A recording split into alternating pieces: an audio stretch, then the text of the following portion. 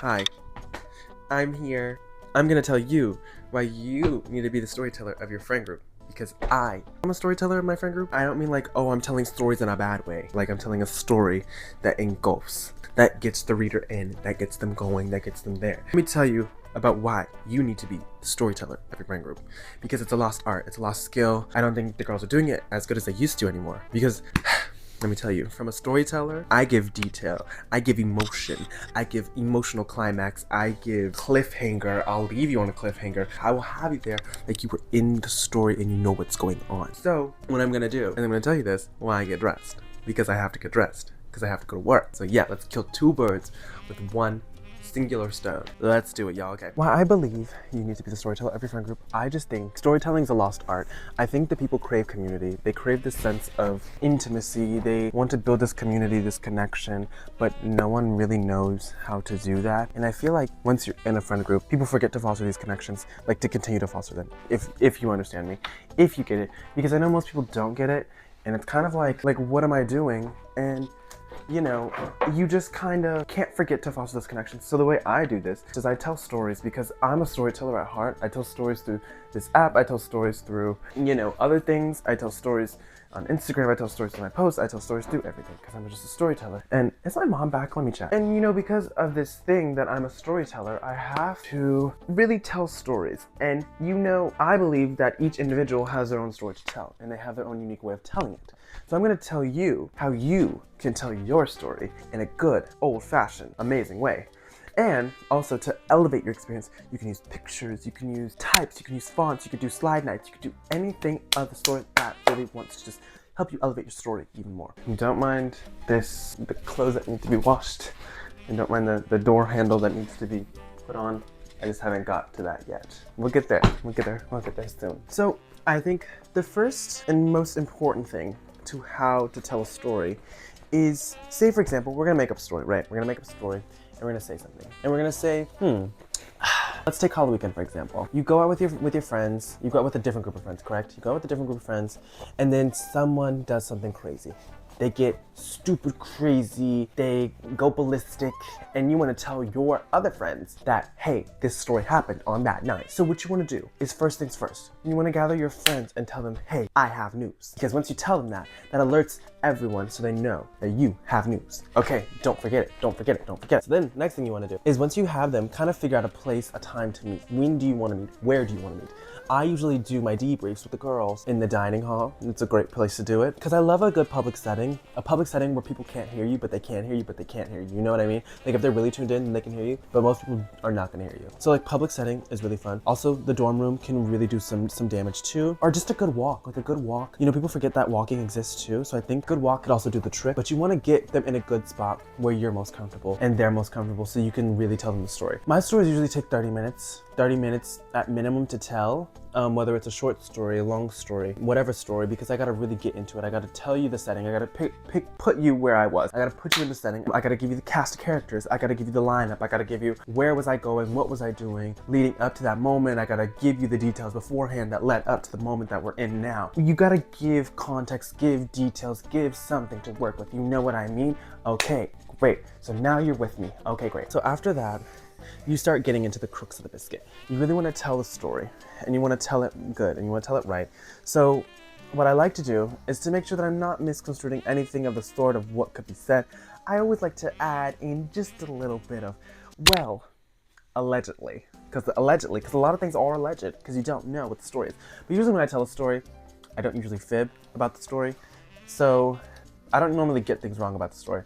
The validity of the story tracks with what I say. So yes, make sure that your sources that you're getting your sources from is good. Most of the time I'm out in the field, I'm doing boots on the ground journalism. So I don't normally get my sources wrong and misconstrued and messed up because the sources that I get my information from, I usually like to validate and they have credibility behind them and stuff like that. So you just want to make sure that you're getting your sources from credible sources, obviously. I mean, come on now, because why would you want to get your sources from somebody that's not credible? That's silly. We learned this in school, guys. Let's not forget. So remember, you're doing this all. You're telling your friends, you're telling whoever, coworker, whatever, and you're building the sense of community. You're building the sense of story. You're telling them oh, this is what happened on this day. And it's really just they're engulfed in it. But you can't just do it where it's like, yeah, it happened on this day, it was Tuesday, blah, blah, blah. No. You gotta have like some pizzazz, some jazz. You gotta have it. And some people just don't have it, and that's okay. But you can have it. Put your whole oomph into it, you know what I mean? Like, just really get in there and like tell the story. Use your hands, be expression. Be expression? No. Express the emotion that you were currently feeling at the time. Like, I want you to express that emotion because it really helps sell the story. It really helps build what was going on. And I think that's where the art comes in. That's the art of it at the end of the day. Like, the whole thing is you being able to express yourself in such a way that it makes the other person feel like they were there with you, experiencing that story. And I think that's where I really shine. That's one of my best traits about myself. I don't have many best traits, but I guess that's one of them. So I get a point, I guess. I get a point. What can I say? I get a point. So you're wrapping up the story. It may be an hour, maybe 2 hours, maybe 3 hours, whatever the case may be. And so you start wrapping up the story. You get done, right? You're getting done. It's winding down, and it's kind of like, wow, that was a crazy story. Like, we need to like do something to like clear the head, clear the mind, clear the whatever. After you do your boots on the ground journalism and you tell everyone like your findings, and you know, you're doing your Q1 calls and you're doing all those things, and you're telling all your investors like, hey, this is just what happened. Stock prices went down and everything blew up.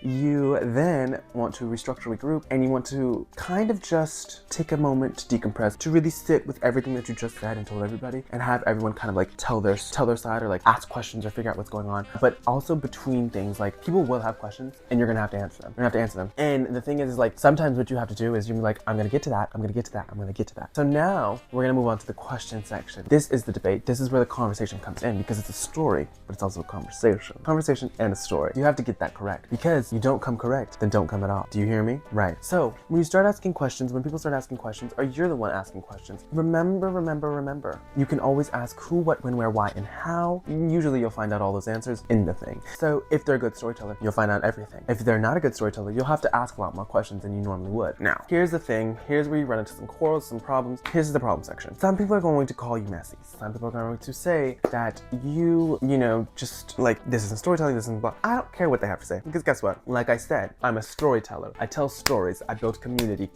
outreach. I'm over here doing the work that needs to be done. I'm bringing back the stories with me to pass down to not the generation, but to my friend-generation. You know what I mean? Like, from friend to friend, in the group, and it stays in the group. You know, it doesn't leave. It's not going anywhere. It's staying in the one group. But I have to pass it to somebody, and I pass the torch on to them so they can know the story and they can be there with me, because it builds that sense of community, camaraderie. You understand me? You get me? It's not messy. You're just telling story. That's where people get it twisted. It's an art. It really is an art, because not everyone has it. And if you just don't got it, you just don't got it. I can teach you all day. I'm teaching you right now. But if you just don't got it, you just don't got it. Even if it's not just telling stories about chisme or whatever the case may be, like, it could be a story about anything. Really, it can be a story about anything. It could be a narration of your day. It could be a narration of anything. Like, telling your story in a way that's so unique to you, I feel, is just a lost art in general. But being able to tell it in a way that's funny, that's like engaging, interesting, things like that, like, people just can't do that. And I feel like if you can do that talking, that's super cool, because it's like, most people cannot do that. A lot of people cannot do that. A lot of people don't even know how to talk to each other. So how can you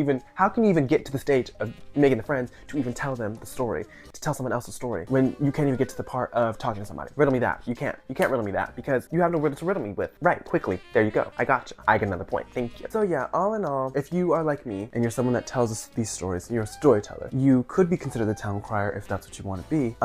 You are just doing boots on the ground journalism. You are on the front lines. You are there in the scene, on the story. You happen to be there. You happen to be there when the story went down. So you have to tell the story, and you have to tell because you're a first-hand account. You're an eyewitness account, and you have to tell the friends that weren't there to experience it. Because what does it do? Say it with me, say it with me. It builds community. The children yearn for community. Remember that. Remember, bring back the storyteller friends, because without them, what would life be? What would life be without them? And also, happy 2026. So yeah. All right, guys, this was a great time. I'm gonna get dressed now because I've been ironing my clothes for far too long.